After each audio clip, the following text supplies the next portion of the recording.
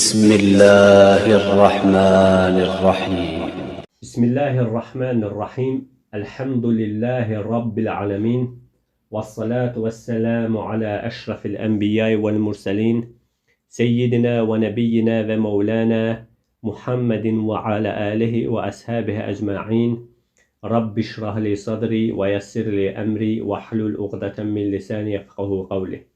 Birçok kardeşlerin yönlendirdiği suallardan biri de, en çok verilen suallardan biri de odur ki, deyilir ki bu dünyada şüphesiz ki şefaat yalnız Allah Azze ve Celle'den talep olunur. İster ölüden, ister diriden, ister gayipte olan kim olur olsun Allah Azze ve Celle'den gayrisinden şefaat talep etmek şirktir. Ancak bazı hadisler varid olmuştur ki Allah Resulü sallallahu aleyhi ve sellemin sahabeleri Allah Resulü sallallahu aleyhi ve sellem'den şefaat talep ediblər. Həmçinin muhaliflərin də şübhə olaraq gətirdiyi hədislərdəndir, şübhələrdəndir ki, deyirlər ki, siz deyirsiniz ki, diridən, ölüdən, kim olur olsun Allah Azze ve Celle'den qeyrisindən şəfaət tələb etmək şirkdir. Ancaq hədislər sabit olmuşdur ki, Allah Resulü sallallahu aleyhi ve sellemin sahabələri ondan şəfaət tələb ediblər. Biz bu hədisləri necə başa düşək? Eyni sualı Şeyx Salih Əl-Münəccidə yönləndiriblər və Şeyx Salih Əl-Münəccid bu suala əhl-i sünnətin üsullarına dayanaraq, əhl-i sünnətin dəlilləri düzgün anlamaq, dəlilləri düzgün qəbul etmək üçün əsaslandığı üsullara dayanaraq cavab verir. Sual verən soruşur ki, Həl səbətə ənnə əhədən minəs-sahabəti talabə şəfaətə minən nəbiyyi sallallahu aleyhi və səlləm hələ həyətihi. Allah Resulü sallallahu aleyhi və səlləmin səhabələri onun sağlığında, Allah Resulü sallallahu aleyhi və səlləmin sağlığında həyatda ikən ondan şəfaət tələb ediblərmi? Əl-cavab, Elhamdülillah və salatu və səlamu alə Resulillah və bə'd. Əvvələn, birinci olaraq, Səbətə an qeyri vahidin minəs-sahabəti radiyallahu anhum ennəhum səəlu nəbiyyə sallallahu aleyhi və səlləmə şəfaətə. Cavab olaraq buyurur ki, birinci olaraq, birdən çox sahabədən sabit olmuşdur ki, onlar Allah Resulü sallallahu aleyhi və səlləmdən şəfaət tələb ediblər. Raval İmam Əhməd an xadimin li nəbi sallallahu aleyhi və səlləmə raculin əv imraatin. İmam Əhməd rahimahullah rəvayət edir ki, Allah Resulü sallallahu aleyhi və səlləmin xadimi, xidmətçisi ya kişi idi ya qadın idi. Qalə, kənə nəbiyyü sallallahu aleyhi və səlləmə mimmə yəqulu li xadimi. Bir gün Allah Resulü sallallahu aleyhi və səlləm öz xidmətçisinə dedi, Ələkə həcətun, sənin bir ehtiyacın varmı? Qalə, həttə kənə zətə yevmin fəqalə ya Resulallah həcəti. Allah Resulü sallallahu aleyhi və səlləmin xidmətçisi dedi ki, hətta bir gün mən dedim ki, ey Allahın Resulü, mənim ehtiyacım var. Qal, və mə həcətükə. Allah Resulü sallallahu aleyhi və səlləm dedi ki, sənin ehtiyacın nədir? Qal, həcəti ən təşfəə liyevməl qiyaməti. Dedim ki, xidmətçi deyir, dedim ki, mənim ehtiyacım odur ki, qiyamət günü mənə şəfaət edəsəm. Qal, və mən dəlləkə alə həzə. Allah Resulü sallallahu aleyhi və səlləm buyurdu ki, bunu sənə kim öyrətdi? Qalə Rabbi. Xidmətçi dedi ki, Rəbbim öyrətdi. Qalə, fəimmə lə fəə'inni bi kəsrəti sucud. Allah Resulü sallallahu aleyhi və səlləm dedi ki, elə isə çoxlu səcdə etməklə mənə yardım et. Heysəmi Məcmə'u Zəvaiddə buyurur ki, onu bu hədisi Əhməd rəvayət etmişdir. Raviləri səhih ravilərdir, siqadır. Hədisin raviləri siqadır. Həmçinin Albani Silsilətü Sahihədə buyurur ki, isnadı Müslümin şərtlərinə görə səhihdir. Müsnədin tədqiqatçıları da bu hədisi səhih saymışlar. Varaval Əhməd Aydən və İbn Hibban və Təbərani fil-Kəbir an Avf ibn Malik əl-Əşca'i. Yenə də İmam Əhməd və İbn Hibban, İmam Təbərani Kəbirdə Avf ibn Məlik Əl-Əşca'idən rəvayət edir ki, bu uzun hədisdir. Hədisdə deyilir ki, bir gecə Rasulullah sallallahu aleyhi və səlləm bizimlə yolda gecələyirdi. Hər birimiz öz miniyinin qolunu, yəni ön hissəsini döşək kimi altına sərdi. Mən də dəvələrin yanına tərəf getdim. Bir də gördüm ki, Allah Resulü sallallahu aleyhi və səlləm dəvəsinin qarşısında yoxdur. Onun dəvəsinin qarşısında heç kəs yoxdur. Mən Rasulullah sallallahu aleyhi və səlləmi axtarmağa çıxdım. Bir də gördüm ki, Muaz ibn Cəbəl və Abdullah ibn Qeys ayaq üstə dayanmışlar. Dedim ki, Allah Resulü sallallahu aleyhi və səlləm haradadır? Dedilər ki, bilmirik. Yalnız o qədər ki, vadinin yuxarı tərəfindən bir səs eşitdik. Sanki yəhərin tərpənişi kimi idi. Dedi, biraz gözləyin. Sonra Rasulullah sallallahu aleyhi və səlləm yanımıza gəldi və buyurdu. İnnehu ətənil leylətə ətim min Rabbi. Bu gecə mənim Rəbbimin elçisi mənə gəldi. Fəxayyərəni beynə ən yədxulə nisfu ümmətil cənnətə və beynə şəfəəti. Rəbbim məni iki seçim arasında sərbəst buraxdı. Ya ümmətimin yarısının bağışlanıb cənnətə düşməsini, ya da ümmətim üçün şəfaatçi olmamı mənim ixtiyarıma verdi. Fəxtərtu şəfaətə. Mən şəfaati seçdim. Fəqulnə nənşudəkallaha və suhbətə ləmə cəaltənə min əhli şəfaətikə. Sahabə deyir ki, biz dedik ki, səni Allaha və sahabəlik, dostluq hörmətinə, xətrinə and veririk ki, bizi də şəfaatin əhlindən et. Qalə fəinnəkum min əhli şəfaəti. Allah Resulü sallallahu aleyhi və səlləm dedi ki, siz mənim şəfaatimin əhlisiniz. Ravi arxasınca buyurur ki, biz boynumuzu uzada, yəni sevinə-sevinə insanların yanına tərəf getdik. Bir də gördük ki, onlar qorxu içərisindədirlər və peyğəmbərlərini itiriblər. Və Allah Resulü sallallahu aleyhi və səlləm eyni bizə dediklərini onlara da dedi. Buyurdu ki, İnnehu ətənil leylətə min Rabbi ətin. Bugün bu gecə mənim yanıma Rəbbimin elçisi gəldi. Fəxayyərəni beynə ən yədxulə nisfu ümmətil cənnətə və beynə şəfaəti. Və məni iki seçim arasında müxayyər buraxdı, ya ümmətimin yarısının bağışlanması, ya da ümmətim üçün mənim şəfaatçi olmağım. Və inni ixtərtu şəfaətə. Mən isə şəfaati seçdim. Qalu ya Rasulallah, nənşudukallaha və suhbətə ləmə cəaltənə min əhli şəfaətikə. Və onlar dedilər ki, insanlar dedilər ki, ey Allah Resulü, Allah xətrinə və səninlə olan dostluğumuz, söhbətimiz xətrinə bizi sənin şəfaatinin əhlindən et. Qalə fələmmə ədəbbu aleyhi qalə. Nə zaman ki insanlar israr etdilər, Allah Resulü sallallahu aleyhi və səlləm belə buyurdu. Fəənə uşhidukum ənə şəfaəti limən lə yuşriku billahi şeyən min ümməti. Mən sizə şahid edirəm ki, mənim şəfaətim Allaha heç bir şeyi şərik qoşmayan kəsləri olacaq. Həmçinin bu hədis də səhih hədislərdəndir. Səni ikinci olaraq Şeyx Salih Əl-Münəccid deyir ki, Əl-məqsud min sualin nəbiyyi sallallahu aleyhi və səlləmə şəfaətə fi həzeynil hədiseyn və qeyrihimə sualuhu ən yəd'ullaha ləhum ən tənələhum şəfaətuhu və yəzənə ləhu sallallahu aleyhi və səlləm fihim. Buyurur ki, bu iki hədisdə və başqalarında Allah Resulü sallallahu aleyhi və səlləmdən şəfaət istəməkdən məqsəd ondan Allahdan onlar üçün dua etməsini istəməkdir ki, Allahın izni ilə Rasulullah sallallahu aleyhi və səlləmin şəfaəti onlara nəsib olsun və Allah ona onlar barəsində şəfaət etməyə icazə versin. Və fi rəvayəti li hədisi Avf ibn Məlik mütəqaddim ində Təbərani fil kəbir fəqulnə ya Rasulallah udu'ullaha ən yəcəalnə min əhli şəfaəti.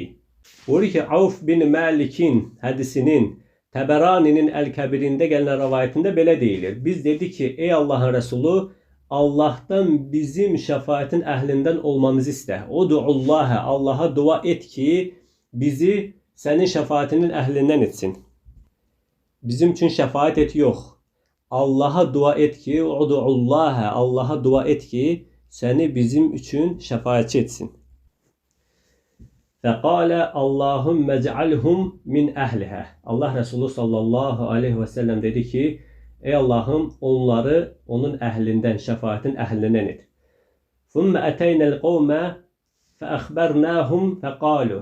Sonra digər qövm gəldi və biz onlara xəbər verdik və onlar dedilər: Ya Resulallah, ud'ullaha en yec'alna min ahli şefaatika. Ey Allahın Resulü, Allaha dua et ki, bizi sənin şəfaətinin əhlindən etsin. Yəni səni bizə şəfaətçi etsin. Fəqal Allahummə cealhum min əhlihə. Allah Resulü sallallahu aleyhi və səlləm dedi ki, Allahım, bu kəsləri mənim şəfaətimin əhlindən et. Bu hədisi həmçinin İmam Əhməd Əbu Musa Əl-Əşaridən məna olaraq eyni mənada buna bənzər şəkildə rəvayət etmişdir.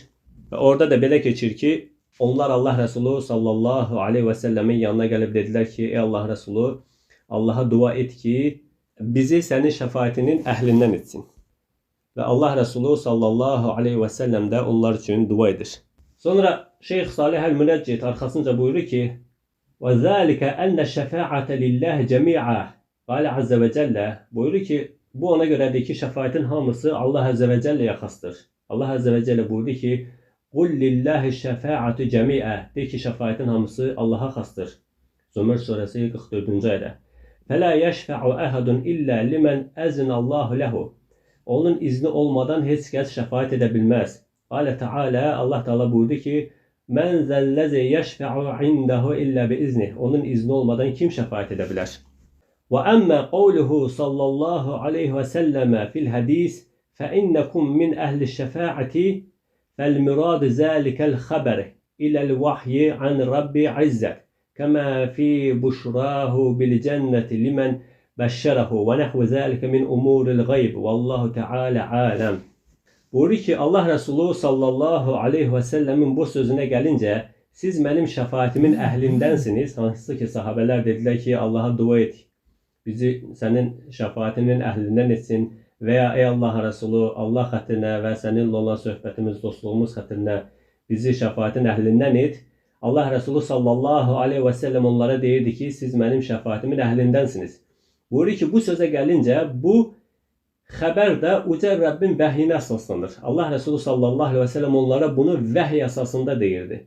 Necə ki, o cənnətlə müjdələdiyi sahabələrə bu müjdəni vermişdir və bu kimi qeybi xəbərləri də vermişdir. Allahu aləm. Yəni, qardaşlar, Şeyx Münəccid hardan bu qənaətə gəlib? Yəni, onun öz şəxsi ictihadıdırmı? Hədisləri bu öz şəxsi ictihadırlayımı belə açıqlayır? Təbii ki, xeyr. Bu üsul əhl-i sünnətin üzərində icma etdiyi üsul qaydasıdır. Yəni, bir məsələ haqqında yekun qərar vermək üçün bu barədə gələn bütün nasları, bütün dəlilləri cəm etmək və yekun hökm vermək. Yəni, eyni mənada gələn, müxtəlif ləfslərlə eyni mənada gələn, eyni məna ifadə edən, eyni mövzu haqqında müxtəlif ləfslərlə gələn bütün nasları cəm etmək və yekun hökm vermək əhl-i sünnətin üzərində icma etdiyi məsələdir.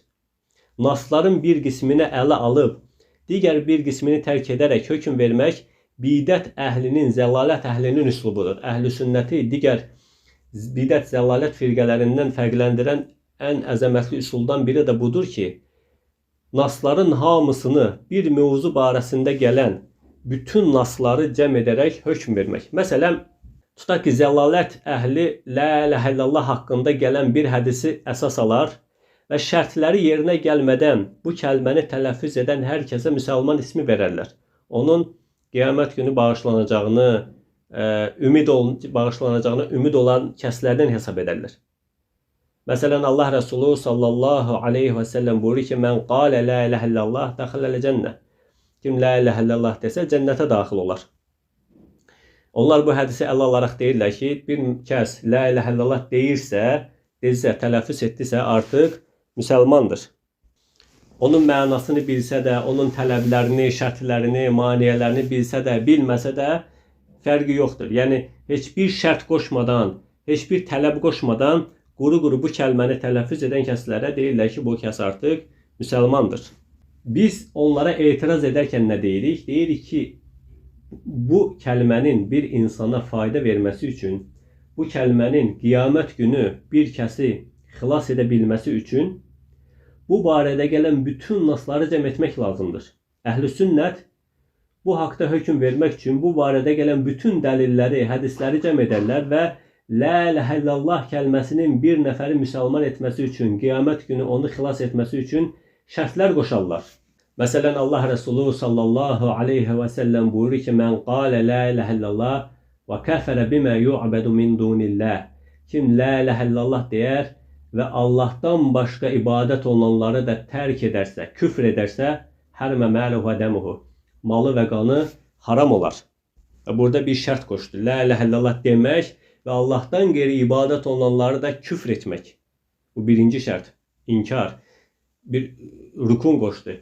Və yaxud Allah Resulü sallallahu aleyhi və səlləm digər bir hədisdə, Osman radiyallahu anhudan gələn hədisdə buyurur ki, Mən mətə və huvə ya'ləmu la ilahe illallah. Kim la ilahe illallahı bilərək ölərsə, cənnətə daxil olar. Elm şərti. Alimlər bundan ikinci bir şərt gətirdilər. Elm. Və yaxud Allah Resulü sallallahu aleyhi və səlləm bir hədisdə buyurdu ki, Mən qalə la ilahe illallah sidqan bi qalbihi. Qəlbində sidq ilə la ilahe illallah deyərsə. Bundan bir şərt gətirdilər. Sidq. Və bu la ilahe illallahın şərtləri, hansı ki alimlər bunu tərtib ediblər. Elm, yəqin, sidq, məhəbbət və s. Bunlar hamısı bütün hədislərin, bütün dəlillərin cəm edib əhl-i sünnətin ortaya çıxartdığı bir qaydadır. Yəni, bu əhl-i sünnətin ən məşhur qaydalarındandır ki, bütün məsələlərdə bir mövzu haqqında gələn bütün nasları cəm edib bir ortaq hökm çıxartmaq. Və eyni burada da Şeyx Salih Əl-Münəccid eyni üslubdan istifadə etdi. Əhl-i sünnətin üzərində icma etdiyi üsuldan ki, bir məsələ haqqında gələn bütün nasları cəm etmək, orada nəyin qəsd olunduğunu açıqlamaq. Yəni biz bidət əhli kimi məsələlərə yanaşsaq, onda digər hədislərə də, digər məsələləri də eyni qəbul edəcəyik. Deyəcək ki, hədis var, Mən qalə la ilahe illallah daxiləl cənnət. Kim la ilahe illallah desə cənnətə daxil olar. Biz la ilahe illallah deyən hər kəsin onu istər pozsun, istər o kəlmənin şərtlərinə əməl etsin, istər əməl etməsin, o kəlməni deyən hər kəsin cənnətə daxil olacağına ümid etməliyik. Halbuki, nə deyir? Bu əhl-i sünnətin üsulu deyildir. Eyni bu şəfaət məsələsi də və digər məsələlərə də bu cürə yanaşmaq lazımdır. Bu əhl-i sünnətin üsuludur. Bu birinci məsələ. İkinci qardaşlar, bütün bu dediklərim olmasa belə, sələfin, səhabənin, müfəssirlərin belə məsələdə yanaşmasının necə olduğu haqqında əlimizdə dəlil var. Yəni, bir ayə, bir hədis təməl qaydaya zidd olarsa, sələf, səhabə, müfəssirlər o məsələyə necə yanaşıb deyə örnək var, nümunə var ki, onların etdiyi kimi edək. Biz əvvəlki dərslərdə bir qayda zikr etmişdik. İmam Nəvəvi buyurur ki, Müslimin şərhində, bütün cüzi məsələlər, ümumi qaydalar və təməl əsaslar altında incələnməlidir. Bütün cüzi məsələlər, ümumi qaydalar və təməl əsaslar altında incələnməlidir. Təməl qaydalara müxalif bir hədis varid olarsa, bu hədis ya təvil edilməli, ya da inkar edilməlidir. Zahiri üzrə başa düşülməməlidir. Eyni İmam Şatibi Rahiməhullah Əl-Muvafaqat 3-cü cild səhifə 9-10-cu səhifədə buyurur ki, ayə və hədislərə baxılaraq qəti qaydalar, təməl əsaslar ortaya çıxarılır. Sonradan bu əsaslara müxalif cüzi məsələ gələrsə, həmən cüzi məsələni təməl qaydaya uyğun bir şəkildə təvil etmək lazımdır. Eyni sözü yenə Muvafaqat, İmam Şatibi Muvafaqatda 3-cü cild 261-262-də buyurur ki, qəti və mütləq bir qayda sabit olduğu zaman, zahirən ona zidd olan fərdi məsələlər, fərdi hadisələr mütləq qaydalara təsir etməz.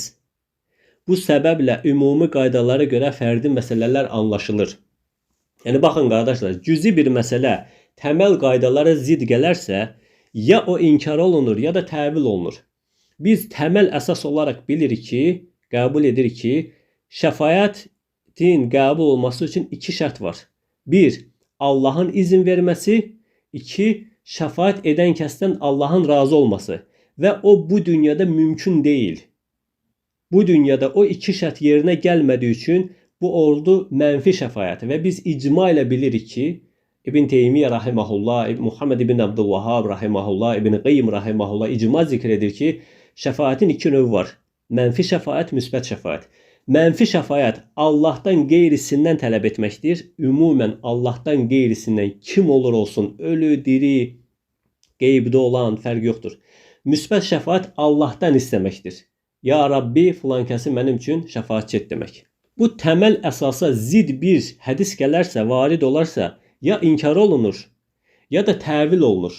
Bu əhl-i sünnətin üzərində icma etdiyi bir məsələdir. Və bu üsulu, bu məsələni sahabələr, tabeinlər, müfəssirlər belə tətbiq ediblər. Necə? Baxın, bir ayədə Allah Əzə və Cəllə Maidə surəsində buyurur ki, İz qaləl həvariyyunə ya İsə ibn Məryəm Həl yəstəti'u rabbuka ən yunəzzilə aleynə məidətən minəs-səmə. Həvariləri dedi ki, İsa aleyhissalamın həvariləri dedi ki, ey İsa, sənin Rəbbin səmadan bizə süfrə nazil edə bilərmi? Bizə süfrə nazil etməyi bacararmı? Buna qadirdirmi? Baxın qardaşlar, ayənin zahirinə baxsaq, həvarilərin Allah Əzə və Cəllənin qüdrətinə şübhə etdikləri zənni yaranır. Sanki həvarilər Allahın səmadan süfrə nazil etməyə qadir olduğuna şübhə edirlər və İsa'dan soruşurlar ki, Rəbbim bunu bacararmı? Bu həmçinin müasir zəlalət dəvətçilərinin, murciə dəvətçilərin cahilliyin üzr olması haqqında dəlil olaraq gətirdikləri bir ayədir ki, baxın, həvarilər Allah Əzə və Cəllənin qüdrətinə şübhə etdilər, amma İsa aleyhissalam onları təkfir etmədi, Allah Əzə və Cəllə onları təkfir etmədi. Amma baxaq, bu ayə təməl əsaslara, bu ayənin zahiri, bu şəkildə oxunuşu təməl əsaslara zidd olduğu üçün müfəssirlər, sahabələr, tabeinlər bu ayəni necə yozublar? Nə üçün? Çünki həvarilərin, İsa aleyhissalamın həvarilərinin bu məsələdən cahil qalması mümkün deyildi. Allah Əzə və Cəllənin qüdrət sifətindən, qadir olma sifətindən cahil qalmaları mümkün deyildi. Bu düşünüləcək bir şey deyil. Bunu ona görə necə yozublar? Müfəssirlərdən Əbu Hayyan bu ayə haqqında buyurur ki, havarilər İsa aleyhissalamın yaxın adamları idilər və bundan şübhə etməmişdilər. Hətta Həsən əl-Basri belə deyir, onlar Allahın qüdrətində şübhə etmədilər. Nazil edərmi, etməzmi? Əgər nazil edərsə, bizim üçün dua elə şəklində öyrənmək üçün sual vermişdilər. Baxın qardaşlar, necə təfsir edir? Ayənin zahirindən belə deyildi ki, həvariləri dedi ki, ey İsa, sənin Rəbbin səmadan bizə süfrə nazil etməyi bacararmı? Amma müfəssirlərdən Əbu Hayyan, hətta Həsən əl-Basrinin dili ilə gətirir ki, onlar Allahın qüdrətindən şübhə etmədilər. Əksinə nazil edərmi, etməzmi? Əgər nazil edərsə, bizim üçün dua elə şəklində öyrənmək üçün sual vermişdilər. Bunu Əl-Bəhrul Muhit 4-cü cild 53-cü səhifədə zikr edir. İmam Qurtubi təfsirində 3-cü cild 2362-də buyurur ki, Ayşə radiyallahu anhədən nəql edir ki, Ayşə radiyallahu anhə belə dedi. Həvarilər Allah Əzə və Cəllənin süfrə nazil edə bilməsindən şübhə etmirdilər. Onlar belə demişdilər. Rəbbindən soruşa bilərsənmi? Ayşə radiyallahu anhə necə təfsir edir? Həvarilər dedi ki, Rəbbindən soruşa bilərsənmi? Yenə İbn Əbi Şeybə, İbn Cərir, İbn Munzir, İbn Əbi Hatəm Ayşə radiyallahu anhədən belə nəql edir ki, Ayşə radiyallahu anhə dedi ki, havarilər Rəbbim bacararmı deyəcək qədər Allahı yaxşı tanıyırdılar. Yəni o sözü əsla deməzdilər ki, Rəbbim bacararmı? Onlar Allahı yaxşı tanıyırdılar. Onlar belə demişdilər. Həl təstəti'u rabbəkə? Yəni sən Rəbbinə dua edə bilərsənmi? Həl yəstəti'unu təstəti'u İsa aleyhissalama yönəltmişlər. Sən bacararsanmı? Sən Rəbbinə bacararsanmı? Yəni sən Rəbbinə dua edə bilərsənmi ki, bizə süfrə nazil etsin? Bunu da İmam Suyuti Durrul Mənsur 2-ci cild 346-da zikr etmişdir. Yenə İbn Əbi Hatim təfsirində Ali radiyallahu anhunun bu ayəni həl təstəti'u rabbəkə? Rəbbinə dua etsən sənə icabət edərmi şəklində oxuduğunu rəvayət edir. Ali radiyallahu anhu bu ayəni həl təstəti'u olaraq oxuyur. Sən bacararsanmı? Qiraətləri cəm edir. Baxın, yuxarıdakı hədisdə Şeyx Münəccid necə ki hədisləri cəm edərək burada bu qənaətə gəlir ki, orada duadan gedir söhbət. Allah Rəsul sallallahu aleyhi və səlləmə deyirlər ki, Allaha dua et. Burada da qiraətləri cəm edərək Ali radiyallahu anhunun qiraətini onun digər qiraətlərlə birləşdirərək bu qənaətə gəlirlər ki, müfəssirlər, sahabələr, tabeinlər bu qənaətə gəlirlər ki, sən bacararsanmı? Sen Allah'a dua etsen, Allah sana süfre nazil eder mi? Eğer ederse dua et şeklinde tefsir ediblər. Yine məşhur lüğətçi müfəssir İbn Nahhas belə buyurur. Yani bizim isteğimize karşı bunu eder mi? Senin Rabbin bizim isteğimize karşı bunu eder mi? Kisai bu ayəni həl təstəti rabbəkə. Senin Rabbin sen bacararsan mı şeklinde oxumuşdu. Mənası ise nedir? Rabbinden isteyebilersen mi? Yəni İmam Bağavi rahimehullah təfsirində 2-ci cild 77-ci səhifədə buyurur ki, sahabelərdən Ayşə, Ali, İbn Abbas, tabiinlərdən Mücahid bu ayəni həl təstəti'u rabbəkə şəklində oxuyublar. Mənası dua edib Rəbbindən bizim üçün istəyə bilərsənmi? Hətta İmam Fərra Məanil Qur'anda 1-ci cild 375-də hədis zikr edir ki, Muaz radiyallahu anhu buyurdu ki, Allah Resulü sallallahu aleyhi və səlləm mənə bu ayəni həl təstəti'u rabbəkə şəklində oxutdu. Yəni sən dua etməyi bacararsanmı, sən dua edə bilərsənmi Rəbbinə? Bu gözəl bir vəcihdir. Buyurur ki, bu gözəl bir vəcihdir. Mənası budur. Rəbbindən bizim üçün səmadan süfrə endirməyi istəyə bilərsənmi? Buna gücün yetərmi? Farisi bu ayədə keçən həl yəstəti'u rabbukə sözü haqqında buyurur ki, sən Allah'tan istəsən, Allah bunu edərmi? Eyni şeyi Təfsirul Vahidi, Təfsirul Məraği və s. bu nəqillərlə doludur. Baxın qardaşlar, sələf bu ayəni necə təfsir etmişlər? Dua etmək mənasında. Yəni dua edə bilərsənmi? Hətta bu icma ilə sabitdir. Əbu Hayyan və Hələbi buyurur ki, həvarilər Allahın qüdrətindən şübhə etmişdilər deyən kəslər icmaya müxalif etmişlər. Yəni kim desə ki, bu ayə onu göstərir ki, həvarilər Allahın qüdrətindən şübhə ediblər, onlar icmaya müxalifət ediblər. Yəni həvarilərin İsa əleyhissalamdan əslində dua etməsini tələb etməsi ilə səhabələrin Allah Resulü sallallahu aleyhi və səlləmdən şəfayət tələb etmələrində, yəni əslində dua etməsini tələb etmələri eynidir. Həvarilər necə dedi ki, həl yəstəti'u rabbukə, sənin Rəbbin bacararmı? Onun mənası həl təstəti'u rabbəkə, sən bacararsanmı, Rəbbindən istəməyi bacararsanmı, necədirsə, eyni sahabələrin Allah Resulü sallallahu aleyhi və səlləmə deməsi ki, bizi şəfaatin əhlindən et, o mənadadır ki, Allaha dua et ki, bizi sənin şəfaatinin əhlindən etsin. Eyni mənadır. Sahabələr və müfəssirlər ayəni necə təvil ediblərsə, həmən hədisləri də eyni şəkildə təvil etmək lazımdır. Nə üçün? Sələf bu ayəni bu şəkildə yazıblar. Çünki ayənin zahiri təməl əsaslara ziddir. Və yuxarıda İmam Nəvəvinin və Şatibinin dediyi kimi, əgər ayə və hədis, cüzi məsələ təməl əsaslara zidd olarsa, təvil edilər. Allah Əzzə və Cəllə bizə haqqı haqq olaraq göstərsin və bizə haqqa muvaffəq etsin və batili də batil olaraq göstərsin və bizi batildən uzaqlaşdırsın. Əmin. Subhanəkə Allahumma və bihamdik əşhədu ən la ilahə illə ənt əstəğfiruka və atubu ileyk.